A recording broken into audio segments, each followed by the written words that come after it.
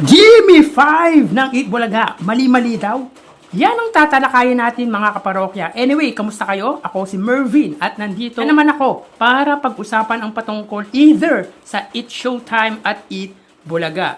Ngayon po ay araw ng Miyerkules, September 4, meaning ay live po mapapanood ang Eat Bulaga at Eat Showtime. Kung fan kayo ng Eat Bulaga, alam nyo na kapag araw ng Lunes at Martes ay tape or recorded po sila at ang Eat Showtime po ay walang specific day kung hindi sila live or naka-tape lamang sila. Anyway mga parokya, bago natin umpisahan ang ating kwentuhan ay humiling ako na pakisubscribe ang aking YouTube channel.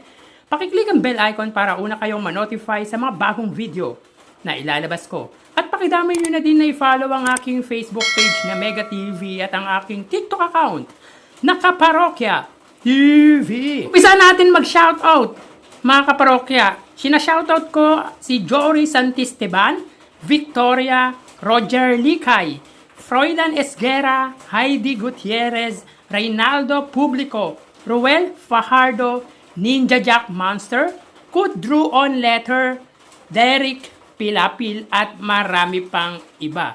Mga parokya, na-appreciate ko po kayo sa patuloy niyong panunood sa aking vlog. Mapa Eat Showtime man po at Eat Bulaga. Anyway mga parokya, unahin natin ang online views kahapon ng pre-prime time or late afternoon show na Family Feud at Will to Win. So sa oras na 5:51 PM for September 3 episode para sa kanilang Facebook Live, ang Family Feud hosted by Ding Dong Dantes ay may 7,700 live viewers at ang Will to Win naman ay may 5,100. Samantalang para naman po sa kanilang main YouTube channel, ang Family Feud ay may 13,000 viewers at ang Will to Win ay may 10,000 live viewers. So both show got the highest views dahil ang total po ng Family Feud ay 20,700 at ang Will to Win naman ay may 15,100 viewers. So mataas po ito para sa programa ni Willie Revillame para sa oras na 5:51 PM. At umabot din po ng 20,000 ang programa ng Kapuso hosted by Ding Dong Dantes. So, for the first time, mga kaparokya, ay umabot po ng 10,000 views ang main YouTube channel ni Willie Revillame. Yan po ay ayon sa naabutan ko tuwing magkakonduct po ako ng views online ng dalawang late afternoon show. Anyway mga kaparokya, mapunta po tayo sa highest views ng Eat Bulaga at Eat Showtime kahapon, September 3. Sa oras na 1:26 PM, ang Eat Showtime na may segment na kalokalike sila ay may 107,000 highest views. Kung sa unang araw or nung Lunes ay naka 115,000 po ang Eat Showtime, kahapon po ay 107,000 highest views. At ang Eat Bulaga naman po around 2:01 PM sa segment na Gimme 5. Sila ay may 84,000 live viewers. So meaning ay namit po ng Eat Showtime ang kanilang daily average views na 100,000 at ganun din po ang Eat Bulaga na 70,000 average views. So nitong mga nagdaang araw mga parokya, umaabot po ng 90,000 viewers ang views ng main YouTube channel ng Eat Bulaga. Kaya yun ang hinahanap din natin mga kaparokya. Umabot pa nga ito mga parokya ng 100,000. So malaki ang pinagbago ng views online ng Eat Showtime buhat ng pumalit ang kalokalike sa especially for you. Actually mga parokya, 2 consecutive days na pong na-meet ng Eat Showtime ang daily average views online. So magtuloy-tuloy kaya ito mga parokya. Malalaman natin yan sa mga darating pa na araw.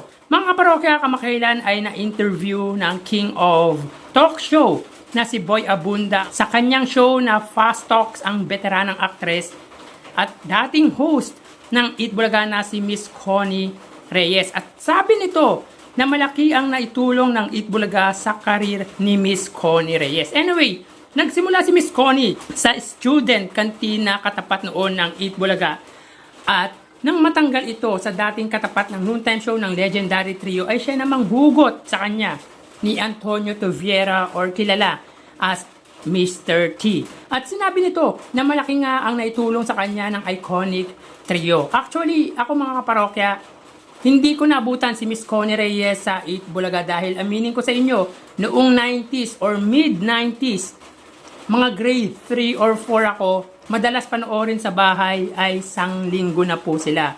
Ang mga host ng mga parokya ay ang Apo Hiking Society. Mga 1996-97, nagsimula akong, hindi naman manood dahil wala pa akong hilig noon na manood ng mga noontime show.